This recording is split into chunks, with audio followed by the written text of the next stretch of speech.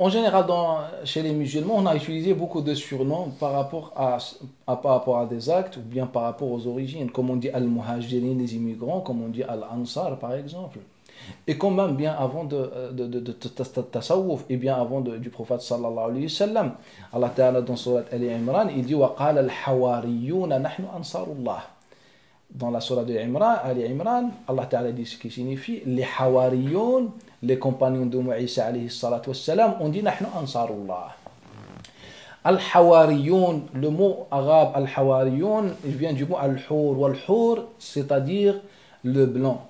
Et pourquoi on les appelle Al-Hawariyoun, ou bien Allah Ta'ala les a appelés Al-Hawariyoun? Car ils mettaient des habits blancs. Et c'est pour ça, Allah Ta'ala, dans un autre verset, il nous dit Innahu dhanna an lan yahur, dans le sens qu'il a pensé qu'il ne revient pas, qu'il ne retourne pas. Et pourquoi ici le verbe yahur signifie retourner? Car quand on lave un habit par exemple, il y a des motifs, à force de le laver, il devient blanc.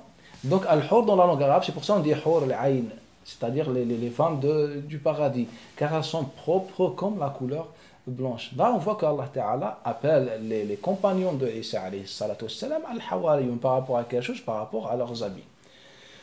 Cela, dans la religion, ça ne pose pas un problème de s'appeler Soufi ou bien autre chose. Ça, c'est la première chose. Et la deuxième chose, As-Souf, dans la religion islamique, a une vision particulière. Le coton en islam, cet habit a une révision particulière. L'imam al-Tirmidhi le rapporte d'après Nafi' ibn Jubayr ibn Mut'im, d'après son père, qui dit يقولون ركبت الحمار ولبست الشملة وحلبت الشاة. Les gens me disent que je suis monté sur l'âne et j'ai porté le coton et j'ai trait الشاة, les chèvres, etc., ou bien les bêtes. وإني سمعت رسول الله, et j'ai entendu le prophète d'Allah Ta'ala dire Man fa'ala shay'an min hadha falaysa min al-kibri fi shay'. Quiconque fait une chose de ça, il n'a pas d'orgueil ou bien d'ostentation d'orgueil dans son cœur. Là, on voit que ce compagnon radiyallahu anhu, il ne rapporte que le prophète sallallahu alayhi wa sallam. Il nous dit que celui qui porte le coton, celui qui monte sur les ânes, c'est-à-dire il a comme monture des ânes, pas des chevaux, pas quelque chose d'important, donc il n'a pas l'orgueil dans son cœur. On a un deuxième hadith qui rapporte l'imam al-Tirmidhi et l'imam al-Hakim fi al-Mustadrak d'après Abdullah ibn al-Harith, d'après Abdullah ibn Mas'ud أن النبي صلى الله عليه وآله وسلم قال لما كلم الله تعالى موسى عليه السلام كان عليه جبة من صوف وسروال من صوف وكساء من صوف. Lorsque le prophète sallam dans ce hadith, d'après le Hakim, rapporté par le Hakim, d'après Abdullah ibn Harith, d'après Abdullah ibn Mas'ud, le prophète il nous dit lorsque Allah a parlé avec Moussa alayhi salam, Moussa alayhi salam portait des habits en coton. Des habits en coton, un pantalon, il nous dit en coton, un habit haut, de la partie haute du corps en coton, et un kissa par-dessus en coton.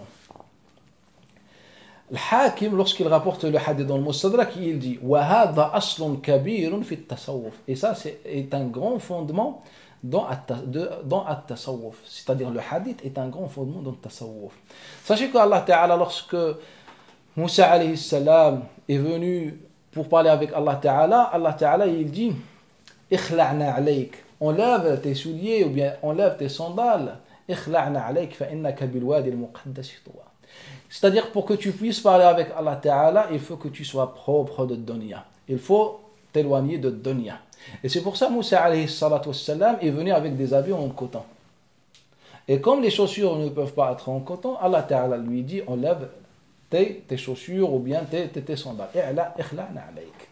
Et ce hadith a été rapporté aussi dans le même sens en général par le Hakim d'après Khalid ibn Ma'dan, d'après Abi Umama al-Bahili. Donc en général, At-Tasawwuf ou bien As-Souf dans la religion islamique a une position particulière. C'est un symbole de la piété, c'est un symbole de Az-Zuhd, c'est un symbole de la pauvreté en islam. Et la deuxième chose, au final, c'est un terme comme Allah Ta'ala décrit les compagnons de Isa alayhi salatu wassalam en disant Al-Hawariyun.